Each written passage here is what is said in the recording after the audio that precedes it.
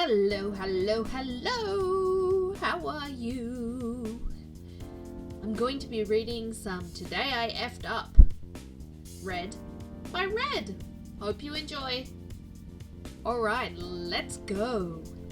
Today I effed up by marrying a sociopath who faked having cancer, then divorced them. Like most Today I effed ups, this story actually happened in the past and I'm on a throwaway account to protect my anonymity. About 6 years ago, I was dating a girl who had gone to school with and reconnected with at a bar one night after blacking out from alcohol and marijuana. The start to any true love story. In our quest to escape reality, we really hit it off and started drinking and smoking pot pretty much every day and eventually got into the occasional harder drugs. This didn't seem like a problem at the time, though we were both in the throes of substance dependency. It was easily ignored and as socially acceptable. Fast forward a few years and everything seemed great. I had a great job, we had just moved into a nice apartment and we were deeply in love. She was my best friend and I saw us getting married and having a family one day. However, in the winter a few years ago, she gave me the devastating news that cancer from childhood had returned. It was heartbreaking to hear and I did everything I could to comfort her. I told her how I would take care of her and love her no matter what, and that we were going to beat it. I offered to go to her doctor appointments, give her rides, buy whatever she needed, and do what any good partner would do. But things seemed off from the get-go. While she was always getting sick from chemo, anytime I tried to take off work to go to a doctor's appointment, the appointment would get changed at the last minute, or something else would pop up, like a UTI or injury that would require going to the ER. I can't tell you how many days I spent with her waiting in ERs or taking her to doctor's appointments at various hospitals. I even picked her up at Dana-Farber about 10 times after supposed doctor appointments. The odd part was, whenever I was able to be there, doctors would always ask me to leave the room before speaking with her, which I didn't see as odd at the time. That gave her the cover she needed to keep the ruse going. I figured most of her sickness that popped up were related to the chemo. After all, she was losing lots of weight, was very sickly and throwing up daily. She also was able to answer most of my questions related to her treatment. Being an idiot, and because I wanted her to know that I was in it for the long haul, I eventually proposed to her, and that fall we had an amazing wedding. Over 100 of our closest friends and family, a beautiful fall day, and one of the happiest days of my life.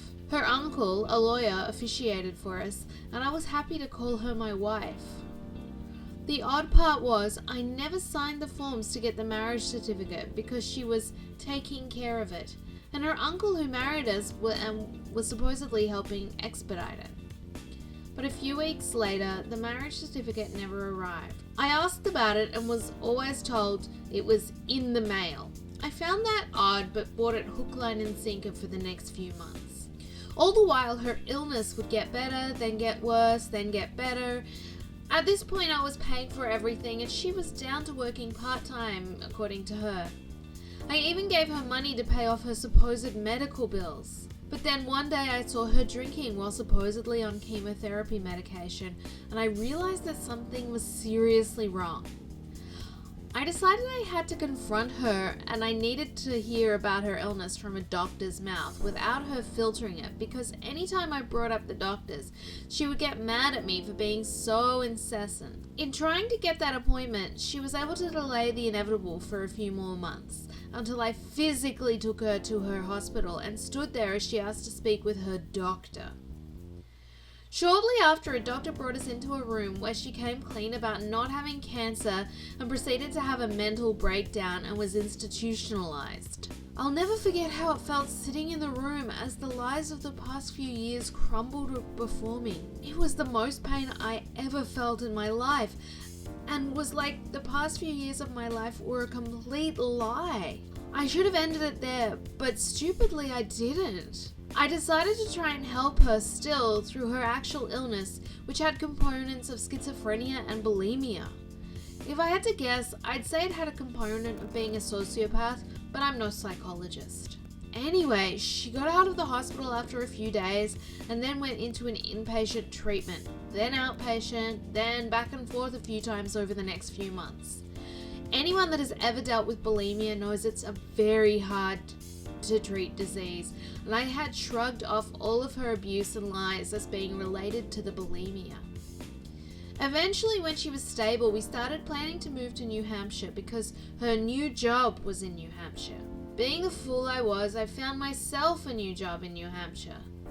My first day I was let out early, and when I got home I found her drunk on the couch and surprised as ever to see me seeing her. Even with empty bottles around, she denied any responsibility and started getting mad at me. It was at that moment I knew there was nothing I could do.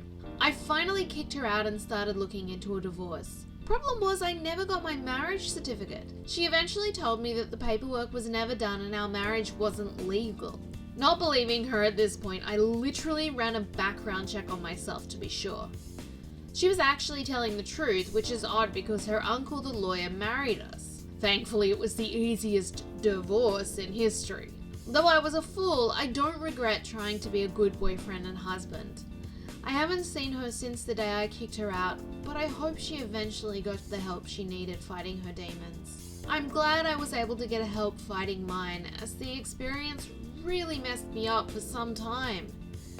I'm happy to say my life is so much better now. I'm in a loving relationship with someone who is trustworthy, and I haven't touched any drugs in over a year. I wish I didn't go through what I did, but I'm glad I made it out the other side. My only relationship advice is that it's okay to trust, but don't be a blind fool and deny reality, especially when faced with overwhelming evidence. Alright, this next one is a little bit lighter than the last one.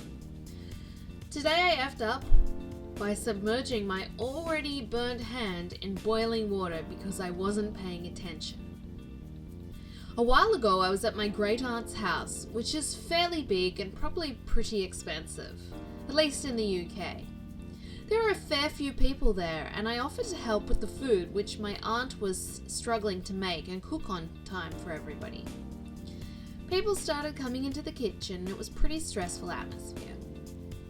I just finished putting some stuff on a baking tray at around Mark 6, and in my rushing went to put it in the oven, totally burning a line down the back of my hand. Now this wasn't the actual kick. That came after I went to put my hand under the tab. After cussing to myself and angry that I'd been so stupid, I left for the sink to do the whole run it under cold water maneuver. Some expensive taps in the UK produce straight boiling water, stops you having to boil the kettle, etc. I'm sure you can see where this is going. I took my already burnt hand to a tap, turned to speak to someone as I put both hands under and totally shot boiling water all over both of my hands. Absolutely agonizing. I pulled away in shock and was just in disbelief I'd just done that. Both of my hands were bright red and in such pain, the only thing that made them feel better was keeping them in a bowl of ice water for the next 16 hours. I'm a clown, I'm sure you'll all agree. I know you enjoyed that / Today I Effed Up, read by me, Red. So make sure you give it a like, and if you haven't subscribed, please subscribe to my channel. Thanks so much, have a great day.